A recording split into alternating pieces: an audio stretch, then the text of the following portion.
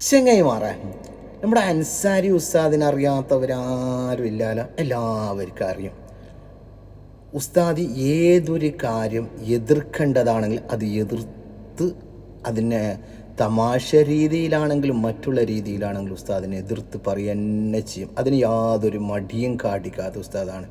അത് ഇസ്ലാമിലുള്ളവരാണെങ്കിലും മറ്റുള്ളവരാണെങ്കിലും, ചിലപ്പോൾ ഇസ്ലാമികപരമായിട്ട് ഇസ്ലാമിൽ നിന്ന് തന്നെ തെറ്റുകൾ ചെയ്യുന്നവരാണെങ്കിലും ആരാണെങ്കിലും തെറ്റുകൾ കണ്ടാൽ അതിനെ ഹാസ്യമായ രീതിയിൽ, ചില സമയത്ത് അത് കോമഡി ആയിട്ട് വരും. ചില സമയത്ത് ഉസ്താദിൻ്റെ ഈ വാക്കുകൾ കേൾക്കുമ്പോൾ ഇല്ല നമുക്കില്ലേ ചിരി വരും. അത് എവിടെ കോമഡി ആയിട്ട് എടുക്കുകയാണെങ്കിലും അങ്ങനെ അറിവ് പകരുന്ന, തെറ്റുകൾ തിരുത്താനും വേണ്ടിയിട്ട് ഉപദേശിക്കുന്ന ഒരു ഉസ്താദാണ് നമ്മുടെ അൻസാരി ഉസ്താദ്. അൻസാരി ഉസ്താദ് ഇപ്പോൾ സംസാരിക്കുന്നുള്ള ആർക്കെയ്തുണ്ട്. ഇതിനു മുമ്പും ഉസ്താദ് വീഡിയോ ഇട്ടിട്ടുണ്ട്. ആർക്കെന്നറിയോ? നമ്മുടെ പ്രിയപ്പെട്ട ജനങ്ങളുടെ, സ്ത്രീകളുടെ കണ്ണിലുണ്ണിയായ നമ്മുടെ പ്രിയപ്പെട്ട ആറ്റക്കോയ തങ്ങൾ നൂർ ഹബീബി എന്ന മജ്ലിസിലത്തെ മാഷാ അല്ലാഹ് ഉസ്താദ് ആ പറയുന്ന വാക്കുകളുണ്ടല്ലോ, കേൾക്കുമ്പോൾ തന്നെ നമുക്ക് എന്താ അതിനെ പറയുന്നത്, പറയാൻ വാക്കുകളില്ല. അതേപോലെ തന്നെ ചില, ഞാൻ പറയുന്നില്ല, നിങ്ങളൊന്ന് ഇത് കേട്ടതിന് ശേഷം ബാക്കി നമുക്ക് നോക്കാലോ.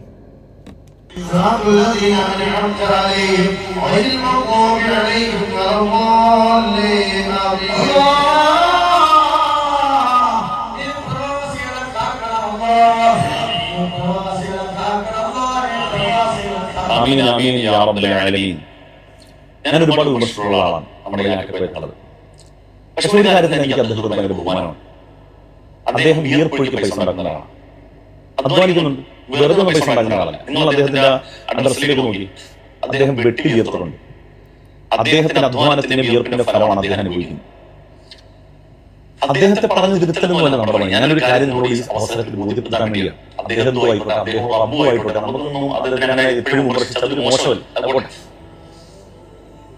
ഈ ആമീനുണ്ടല്ലോ, ഈ പ്രവാസികൾക്ക് വേണ്ടിയുള്ള ദുആ ആമീൻ, നിങ്ങൾ ഈ പരിപാടി ശ്രദ്ധിക്കുന്നതിൽ അവഗണിക്കുന്നുണ്ടെങ്കിൽ പോലും നിങ്ങളുടെ ഭാര്യമാർ ഈ പറമ്പിലാണെങ്കിൽ ചിന്തിക്കുക, നിങ്ങളവിടെ അയക്കുന്ന പൈസ ഈ പറമ്പിലേക്കാണ് പോകുന്നത്. കഴിഞ്ഞ ദിവസം ഞാൻ കോഴിക്കോട്ടുള്ള യാത്രകളിൽ ഒരു കുടുംബത്തെ പരിചയപ്പെടും. എന്റെ സ്ഥിരം പ്രേക്ഷകരാണ്. ഭാര്യ ഭർത്താവ് എന്റെ അടുത്ത് വന്നിരുന്നു. ഭാര്യയുടെ വായിൽ പെട്ടെന്ന് ഒരു വർത്തമാനമാണ്. എനിക്ക് ഒരു അസ്വസ്ഥവും, എനിക്ക് ഉസ്താദന്മാരുടെ ഭയങ്കര വെറുപ്പാണെന്ന് തോന്നുന്നു.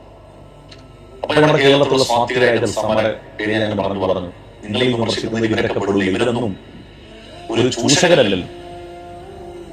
അപ്പൊ ആ സ്ത്രീ എന്നോട് പറഞ്ഞു, സാറേ, ഞാൻ എന്തുകൊണ്ട് ഈ ഉസ്താദന്മാരോടുള്ള വിരോധം ഉണ്ടാകാനുള്ള കാരണം എന്റെ മുഖഭാവം മാറിയവർക്ക് വിഷമമായി, ട്രിഗറായി എന്നവർക്ക് ബോധ്യപ്പെട്ടു.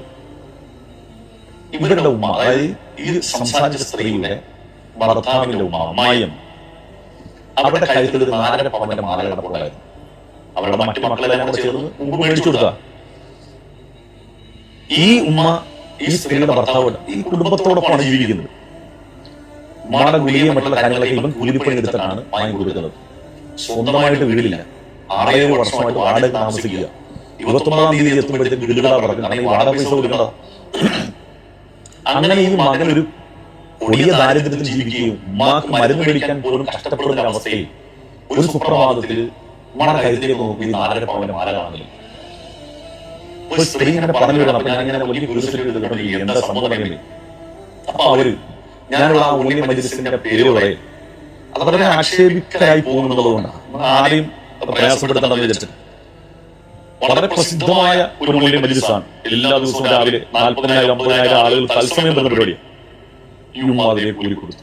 അല്ലാഹു ഉമ്മാക്ക് പ്രതിഫലം കൊടുക്കട്ടെ. നമ്മള് കൊടുത്തതുകൊണ്ട് കൂലി കിട്ടത്തില്ല എന്നുള്ള അഭിപ്രായം എനിക്കില്ല. പക്ഷേ സ്വന്തം മകൻ ഇത്തരം കൊടിയ ദാരിദ്ര്യത്തിൽ കിടക്കുമ്പോൾ ആ മകന്റെ പ്രശ്നങ്ങൾ പരിഹരിക്കലല്ലേ കുറച്ചുകൂടി റബ്ബിന് തൃപ്തിയുള്ളതായി. നിങ്ങളൊന്ന് ആലോചിച്ച് നോക്ക്, ഇങ്ങനെ പല ആളുകളും പ്രവാസ ലോകത്ത് നിന്ന് അയച്ചു കൊടുക്കുന്ന പൈസ അവരുടെ ഭാര്യമാർ ഇത്തരം പരിപാടികൾ കൊണ്ട് ചെലവഴിക്കുന്നു. നമ്മൾ ചിന്തിക്കേണ്ടത് നമ്മുടെ തൊട്ടടുത്ത് എത്രയോ വളരെ പരാധീനത അനുഭവിക്കുന്ന അത് നിരാലംബരായ മനുഷ്യരുണ്ടെങ്കിലും, ഞാനിപ്പോ സ്ഥിരം നമ്മുടെ പള്ളിയിൽ നിങ്ങൾക്കറിയാം, ഞാനിപ്പോ ഈ സമീപകാലത്തായിട്ട് ഈ ചാരിറ്റി ഒക്കെ ചെയ്യുന്നതെന്ന് പറയാം, നമ്മുടെ അടുത്ത് വരുന്ന ഓരോ കേസുകളും അവരുടെ പ്രശ്നങ്ങളെ കുറിച്ച് കേൾക്കുന്ന സമയത്ത് നമുക്ക് സത്യം പറഞ്ഞാൽ എന്താ പറയുന്നത്, എന്ത് മറുപടി പറയണമെന്ന് അറിയാൻ നിസ്സംഗരായി നമ്മൾ നിന്നു. ഒന്നും ചെയ്യാൻ കഴിയില്ലല്ലോ. നമ്മൾ ചെറിയ സംഘടന ജോലി ചെയ്യുന്ന ആളുകളല്ലേ.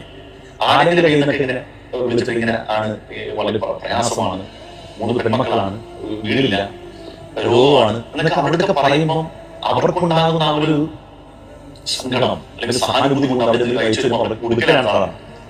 ഇന്നലെ ഒരു വീഡിയോ നിങ്ങൾക്ക് കിട്ടും, നിങ്ങൾ കണ്ടതാണ്. ഇപ്പോൾ ക്യാൻസർ രോഗിയാവും, എന്റെ മുമ്പിൽ വന്ന സോഫയിലും കിടക്കണം, വയ്യ, കീമൊക്കെ ചെയ്ത് കൈയൊക്കെ തൊട്ട് ഇങ്ങനെയുള്ള മനുഷ്യരെ സഹായിക്കണം. അള്ളാഹ് എന്ത് തൃപ്തിയാണ്, നിനക്ക് എന്തെല്ലാം പ്രതിഫലം കിട്ടും. അവർക്ക് കൊടുക്കാൻ ഒരുപാട് പേരുണ്ട്. വിവാഹ പ്രായം എത്തിയിട്ട് പണമില്ലാത്തതിന്റെ പേരിൽ അല്ലെങ്കിൽ അങ്ങനെയുള്ള കാര്യങ്ങൾക്ക് ധനമില്ലാത്തതിന്റെ പേരിൽ കടമിറങ്ങി നിൽക്കുന്ന പെൺകുട്ടികളുണ്ടല്ലോ. രോഗം കൊണ്ട് വിഷം ദുരിതം ഗുളികൾക്കും മരുന്നിനും വഴിയില്ലാത്തവർക്ക് അവർക്കൊക്കെ കൂടുതൽ പരമാവധി കൂലി കിട്ടും. എത്രയോ സ്ഥാപനങ്ങൾ നടത്തിക്കൊണ്ടുപോകാൻ വേണ്ടി ലോകോത്തര നിലവാരത്തിലേക്ക് കുട്ടികളെ എത്തിക്കുന്ന അടിപൊളി സ്ഥാപനങ്ങൾ നമ്മുടെ കേരളത്തിലുണ്ട്. അവര് പോലും റിസീവർമാരെ വെച്ച് ആളുടെ മുന്നിൽ കരുതിയിട്ടാണ്. കാരണം ഈ സ്ഥാപനം നടത്തിക്കൊണ്ടുപോകാൻ നമ്മുടെ മക്കളെയൊക്കെ പ്രാപ്തരാക്കാൻ വേണ്ടി, നിന്റെ മക്കളൊക്കെ പഠിച്ചു വളരാൻ വേണ്ടി നമ്മളിതുപോലെ അറിയും. നമ്മൾക്കൊരു കുട്ടിയെ ഒരു സ്ഥാപനത്തിൽ ചേർക്കാൻ മാത്രമേ ഉള്ളൂ. അവന്റെ ഭക്ഷണം, അവന്റെ വസ്ത്രം, അവന്റെ പുസ്തകം, അവന്റെ കിതാബ്, ഇതെല്ലാം സ്ഥാപനങ്ങളെ കൊടുക്കുന്നു. അവർക്കൊരു വഴിയില്ല, ഒരു വഴിയില്ല, അവരുടെ കയ്യിൽ കിട്ടുകയാണ്. അപ്പൊ ഇങ്ങനെയുള്ള സ്ഥാപനത്തിൽ കൊടുത്താൽ ഒരു കുട്ടിക്ക് കിതാബ് വാങ്ങാനെങ്കിലും പൈസ കിട്ടിയാൽ അവനത് പഠിച്ച് ലോകാവസാനം വരെ വിജ്ഞാനങ്ങളെ കൈമാറ്റം ചെയ്യപ്പെടും. അതിന്റെ പ്രതിഫലം നമുക്ക് കിട്ടൂലേ? നല്ല ചോയ്സല്ലേ? അങ്ങനെ ചെയ്യൂലേ? അള്ളാഹു പ്രതിഫലം തരട്ടെ.